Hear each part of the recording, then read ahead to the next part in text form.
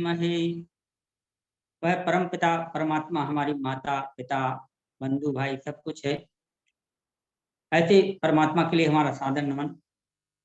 और अभी हम इनका विगत पिछले कई दिनों से योग और सांख्य और योग के ऊपर आधारित तत्व ज्ञान की चर्चा सुन रहे थे। वास्तव में गूढ़ रहस्यों को हमारे बीच में रख दिया गया है। आपके पूर्व हमारे जो विजयपाल शास्त्री जी के भजनों से और बहन आवृत्ति जी के भजनों से, कमलाहंस जी, माता कमलाहंस जी के भजन की प्रस्तुति हुई। मैं सभी के लिए सादर नमस्ते करता हूँ। और चूंकि विषय तो लंबे समय से हमारे बीच में सम्मानीय हमारे आचार्य प्रभामचंद्र जी रख रहे हैं, तो हम सभी लोग संतुष्ट ही हैं उनकी बातों से। जो योग के विधा है हमारी अष्टाचक्रा नवद्वारा देवानाम पूर्व अयोध्या तस्याम हिरण्या कोसा स्वर्गो ज्योतिषावृता। हमारे शरीर में जो 8 चक्र हैं, मूलाधार से लेकर के स्वाधिष्ठान मणि, तो उन 8 चक्रों में क्रमशः पदे पदे ऋषियों ने हमें सचेत किया हुआ है। मूलाधार से लेकर के जब योगी चलता है आगे के लिए, योगी नहीं होता है। योगी तो आगे जितना आगे की सीढ़ियों को चढ़ता जाता है, आगे के लिए बढ़ता जाता है, उच्चता को प्राप्त करता है, तब वो योगी कहता है, योग्यता को प्राप्त करता है योग दर्शन कार्य के माध्यम से। लेकिन जहां महर्षि पतंजलि ने मूलाधार से लेकर के, तो मूलाधार तो सभी प्राणी हमारे मूलाधार पर ही टिके रहते हैं, और उसके ऊपर स्वाधिष्ठान मणिपूरक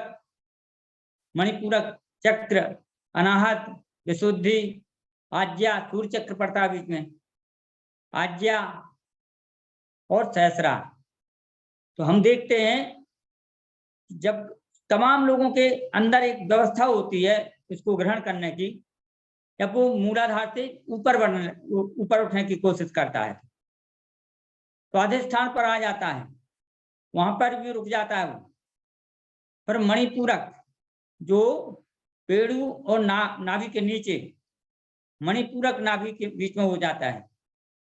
लेकिन हमारे विद्वानों ने, ऋषियों ने जो अनुभव किया है, महर्षि दयानंद जी ने भी लिखा हुआ है कि योगी जब प्रगति का मार्ग अख्तियार करता है योग के माध्यम से पतंजलि के आधार पर, तो उसको सने सने चलने के साथ में बड़ी सावधानी की आवश्यकता होती है।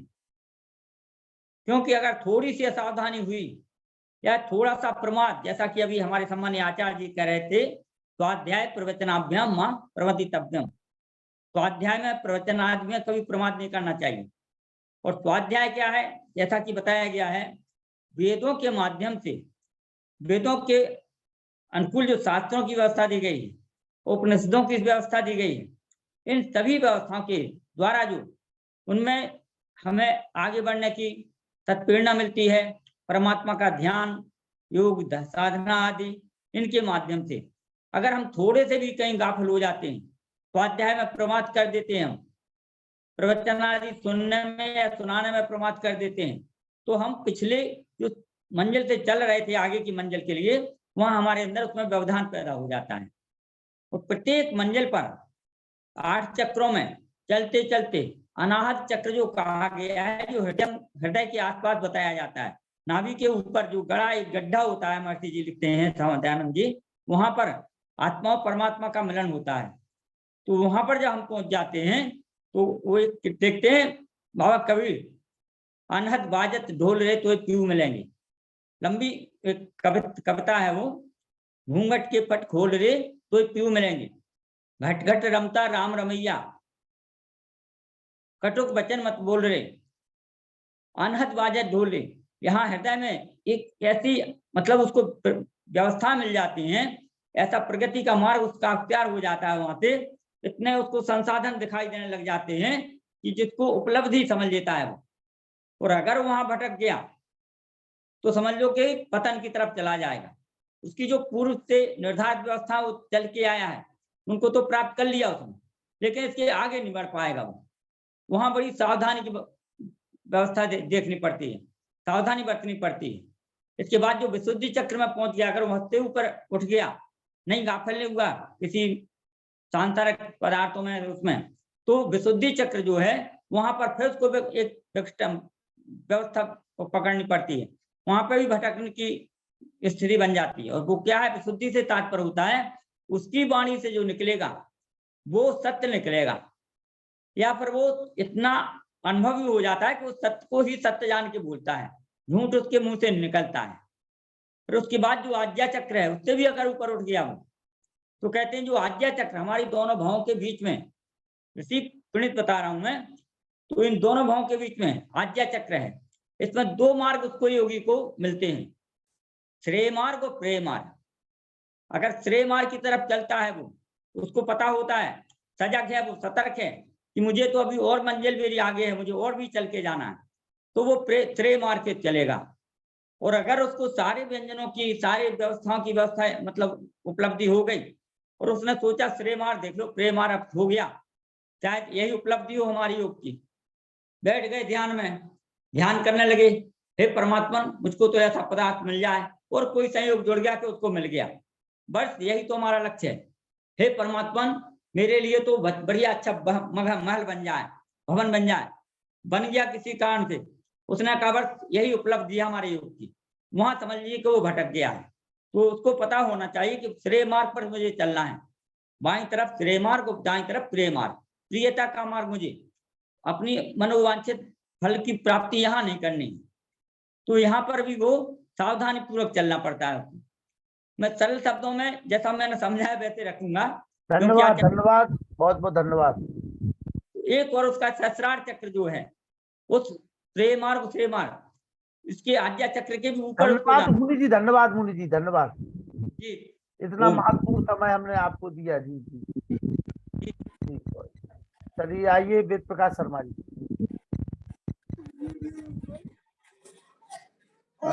आचार्य शांति पाठ करना है, दो शब्द बोल के शांति पाठ करिए जी।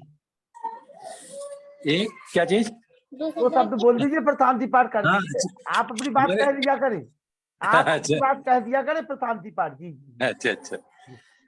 आचार्य प्रभामित्र ने बहुत ही सुंदर उपदेश दिया। अगले टर्म पे स्वामी प्रभामित्र जी से पूछेंगे कि जो धर्मवेद समाधि है किस कैटेगरी की है। संप्रज्ञात समाधि की वैसे तो है एक कैटेगरी, लेकिन इसको कैसे हम पहचाने धर्मवेद समाधि क्या है। वैसे उन्होंने बताया तो है कि आत्मा और चित्त पर सहयोग करके धर्म में समाधि है, लेकिन इसको संप्रज्ञात समाधि क्यों कहते हैं ये जानना हम चाहते हैं, तो अगले टर्न पे जानेंगे। तो बहुत ही सुंदर उन्होंने योग दर्शन के बारे में बताया, कैवल्यपाद तक वो पहुंच गए, इसके लिए उन्हें बहुत बहुत साधुवाद, धन्यवाद। जी जी, मैं दो शब्द बोल दूं धर्मिक समाधि के बारे में, समय है? बता दीजिए जी। तो धर्ममेघ समाधि जो है ये है असंप्रज्ञात समाधि में होती है। संप्रज्ञात समाधि के बाद जो ऋतंभरा प्रज्ञा के बाद जो धर्मिक समाधि होती है, जब चित्त सत्व गुण से युक्त, वृत्तियों से रहित, क्लेश से रहित हो जाता है, तो फिर जब आत्म साक्षात्कार हो करके और वहां पर जब लगातार ये कहेंगे कि आनंद की वर्षा होती है, तो धर्मेग समाधि यह कई विद्वान मानते हैं कि संप्रज्ञात समाधि में हो जाती है, लेकिन योग दर्शन में स्पष्ट वर्णन है। और ब्रह्मचारी जगन्नाथ पथिक उन्होंने एक पुस्तक लिखा है मोक्ष की पगडंडी, अनासक्त योग मोक्ष की पगडंडी। उस पुस्तक में भी इस बात का वर्णन है कि धर्मेग समाधि असंप्रज्ञात समाधि का विषय है। असंप्रज्ञात समाधि में जब योगी चला जाता है, जब सारे वृत्तियां दग्ध हो जाती है, क्लेश दग्ध हो जाता है, तब धर्मेग समाधि होती है। और उसकी प्रगाढ़ स्थिति होने के बाद फिर वो जीवन मुक्त में चला जाता है। तो इस प्रकार से धर्मेग समाधि कई लोग ऐसा मानते हैं कि संप्रज्ञात में ही हो जाता है, जो कि यह दोषपूर्ण होगा, क्योंकि वर्णन है असंप्रज्ञात का। उसमें एक सूत्र आता है जिसके कारण, ना समझने के कारण व्यक्ति वो मैं निकाल करके स्मरण नहीं अभी है, मैं आपको भेज दूंगा या बता दूंगा फोन पे। उस सूत्र से स्पष्ट होता है कि धर्म एक समाधि असंप्रज्ञात का है, संप्रज्ञात का विषय नहीं बनेगा। जी जी वेद प्रकाश समाज माइक खोल लीजिए, क्या कह रहे हैं? और इसी से ही आचार्य जी परवैराग प्राप्त हो जाता है और संप्रज्ञात समाधि की तरफ चले जाते हैं। नहीं, धर्मेक समाधि के बाद तो परवैराग्य होगा, परवैराग्य होने के बाद ही धर्मेक समाधि के साथ ही परवैराग्य होता है। परवैराग्य होने के बाद तो फिर तो वो असंप्रज्ञात समाधि की बड़ी अंतिम स्थिति में चले जाते हैं। धर्मेक समाधि असंप्रज्ञात की आरंभिक स्थिति है। और परवैराग्य जब हो जाएगा तो वो जीवन मुक्ति की स्थिति में जाने की स्थिति में बन जाएगा। जी बहुत ही सुंदर आपने क्लियर कर दिया, बहुत बहुत धन्यवाद, साधुवाद। जी आइए देवेंद्र जी, देवेंद्र यार जी, आइए 2 शब्द। भाई साहब नमस्ते जी। मेरी आवाज आ रही है क्या? जी आपकी आवाज आ रही है जी। भाई साहब, आदरणीय आचार्य प्रवर श्री प्रभा मित्र जी को पिछले कई दिन से लगातार सुन रहे हैं। बहुत ही सुंदर उद्बोधन, व्याख्यान, विश्लेषण उनके द्वारा सांख्य दर्शन का किया जा रहा है। हम सभी अपने आप को बहुत लाभान्वित अनुभव कर रहे हैं। बहुत सारी ग्रंथियों को उन्होंने सुलझाया है, बहुत ही साधारण शब्दों में बताया है। हम सभी उनके बहुत ऋणी हैं इस बात के लिए कि उन्होंने बहुत सुंदर शब्दों में, बहुत सरल शब्दों में, बहुत गूढ़ से गूढ़ रहस्य को प्रस्तुत करने का जो प्रयास किया है वह अत्यंत प्रशंसनीय है, श्लाघनीय है और अनुकरणीय है।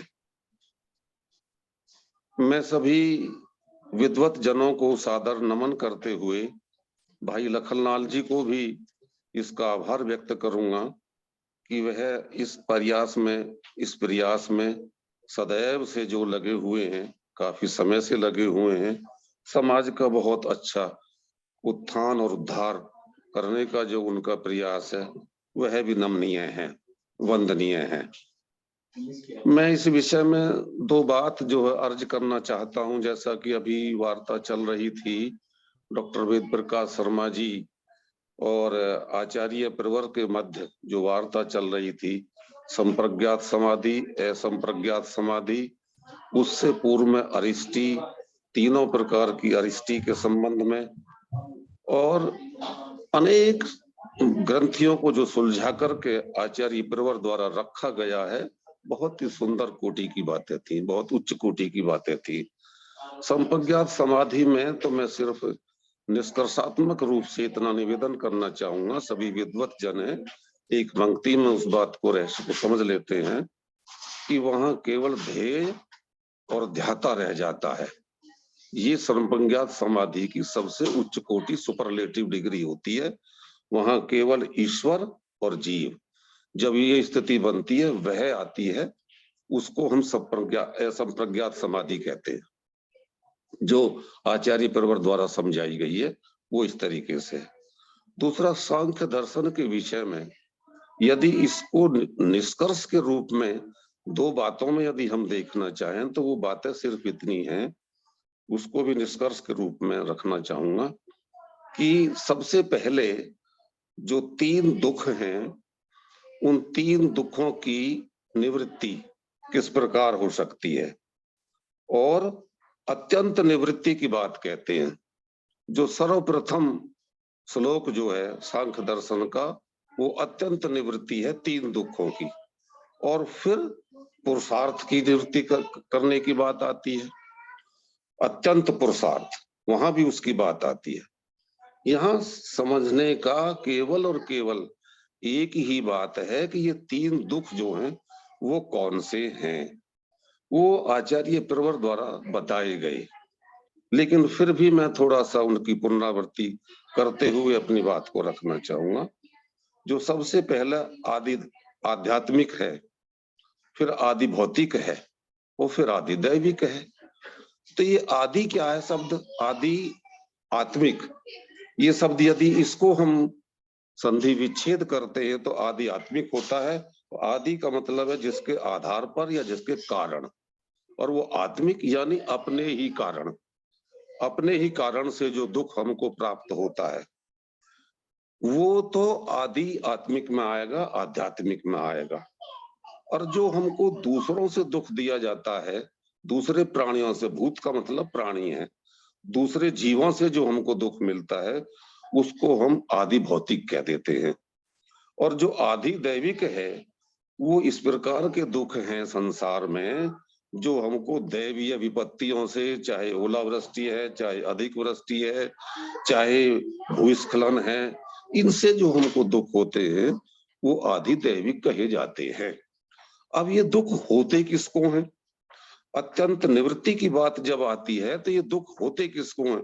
बात ये एक और जरा सी विचारणीय बन जाती सांख्य दर्शन की, क्योंकि जब हम बात करते हैं तो यहाँ ये भी सोचने के लायक विषय हो जाता है। विषय हो जाता है अब ये कि ईश्वर, जीव और प्रकृति तीन है, इसमें से जीव को केवल दुख होता है क्योंकि ईश्वर जो है वो तो आनंद का आदि स्रोत है, उसको तो हमेशा सर्वत्र सुख ही सुख है, उसको तो कहीं दुख है नहीं, वह तो आनंद में है। इसलिए उसको तो दुख की निवृत्ति की आवश्यकता ही नहीं रही। तो आवश्यकता प्रकृति को भी नहीं रही क्योंकि प्रकृति में चेतना नहीं है।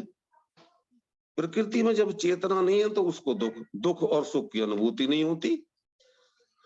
मेरी बात आ रही है भाई साहब, नहीं आ रही? लखनलाल जी, आपकी आवाज आ रही है? जी बिल्कुल आ रही है। आ रही है। अच्छा, धन्यवाद धन्यवाद। बीच में कट सा गया था, मैं जो है ऐसा लग रहा था। ये दुख की जो निवृत्ति है वो करनी किसको है? और ये जो अत्यंत पुरुषार्थ की जो बात आती है, ये पुरुषार्थ शब्द जो यहाँ पर रखा गया पहले श्लोक में, वो किसके लिए कहा गया? वो पुरुष के लिए कहा गया। पुरुष का मतलब भी यहाँ पर दो आ जाते हैं। पुरुष, एक तो पुरुष होता है ईश्वर और एक पुरुष होता है जो आत्मा है। लेकिन यहाँ कहा गया शब्द जो पुरुषार्थ, अत्यंत पुरुषार्थ। पुरुषार्थ का मतलब यहाँ पर न तो जीवात्मा से है और न ईश्वर से है। यहाँ इसका तात्पर्य है केवल और केवल ये है कि जो अपवर्ग है, जो मोक्ष है, वो कैसे प्राप्त हो सकता है? वो तीन दुखों की निवृत्ति से ही प्राप्त हो सकता है। तो पुरुषार्थ का तात्पर्य यहाँ पर ये आता है। इसी सांख्य दर्शन में जब ये केवल और केवल प्रकृति और पुरुष के विषय में कहता था, इसलिए कपिल मुनि पर यह भी एक आरोप लगे कि वो केवल दो के विषय में बोलते हैं, इसका मतलब वो है नास्तिक हैं।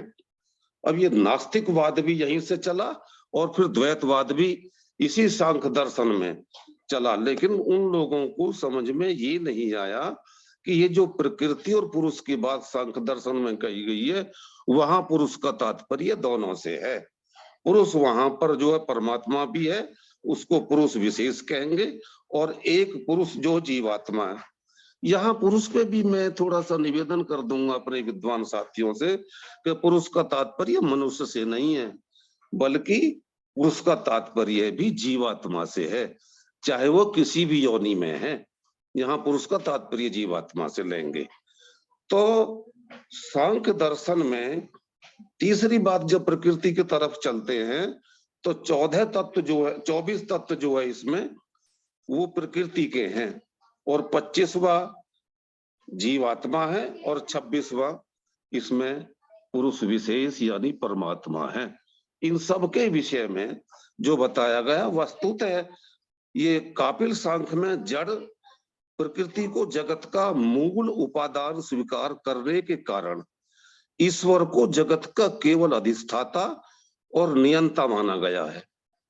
इसी कारण प्रकृति से अतिरिक्त ईश्वर तथा अन्य किसी तत्व को जगत के उपादान होने का निषेध किया गया है। सारा सांख्य दर्शन इन्हीं बातों पर आकर के जो है अपनी बात को टिकाता है, कहता है। मैं बहुत ज्यादा विशेष न बोलते हुए अपनी वाणी को यही विराम देता हूँ। जो समय मुझे दिया गया होगा शायद वो समाप्त हो चुका होगा। सभी का सादर अभिवादन करते हुए अपनी वाणी को विराम देता हूँ। नमस्कार। बहुत बहुत आभार। आइए शर्मा जी शांति पाठ।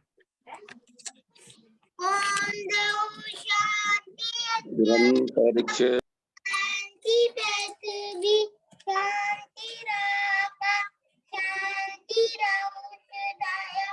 शांति वनस्पतय शांति देव शांति ब्रह्म शांति सर्वं शांति शांतिरेव शांति श्यामा शांति रेदि ओम शांति शांति शांति। जो बोले सभी सत्य सनातन वैदिक धर्म की जय। गुरु बल विद्यानंद की जय। योगेश्वर महर्षि दयानंद की जय। मर्यादा पुरुषोत्तम श्री रामचंद्र की जय। योगेश्वर श्री कृष्णचंद्र की जय। पंडित लेखराम की जय। स्वामी सदानंद की जय। स्वामी आत्मानंद की जय। भारत माता की जय। गौ माता की रक्षा हो पालन हो आर्य समाज अमर रहे। वेद की ज्योति जलती रहे। ओम का झंडा ऊंचा रहे। आर्यों के महाकुंभ भारत को समझो अभियान की जय। परम धनी वैदिक अभिवादन सबको नमस्ते जी। ओम सर्वेभ्यो नमः। आचार्य सभामित्र जी को 4 तारीख से 10 तारीख तक पुनः आप सुनेंगे। केवल कल का रेस्ट क्या है उनको, और रेस्ट हमने इसलिए दिया कि उनके यहाँ मेहमान आए हैं तो कुछ दिन का रेस्ट उनको दे दिया हमने। हमारे यहाँ मेहमान आए, एक नए विद्वान आ रहे हैं, उनको सुन लेंगे इसलिए बीच में रेस्ट हो गया। और वेद प्रवचन सुनेंगे, वेद मंत्र की व्याख्या पर चर्चा करेंगे। आप सबका प्रेम प्यार बना रहे, प्रभु कृपा बनी रहे। ठीक है आचार्य जी, अपना फोन नंबर दे दीजिए। जी मैं दे रहा हूँ। आचार्य चंद्रकांता महल जी हमसे ले लीजिए नंबर, ठीक है जी। हाँ जी, जरूर भेज देना। आप व्हाट्सएप पे कमेंट कर दो, मैं भेजता हूँ। आचार्य प्रभामी जी मैंने लिख दिया है, नंबर भेज दीजिए विजयपाल जी का जी। अच्छा, नंबर मैं भेज देता हूँ। ठीक है जी। तो शुभ रात्रि सभी को, सादर नमस्ते। नमस्ते भैया नमस्ते। नमस्ते लक्ष्मण भैया। नमस्ते राजेश्वर जी, नमस्ते सभी को, सादर नमस्ते। नमस्ते अम्मा जी नमस्ते सभी को, सादर नमस्ते। सादर नमस्ते। सादर नमस्ते।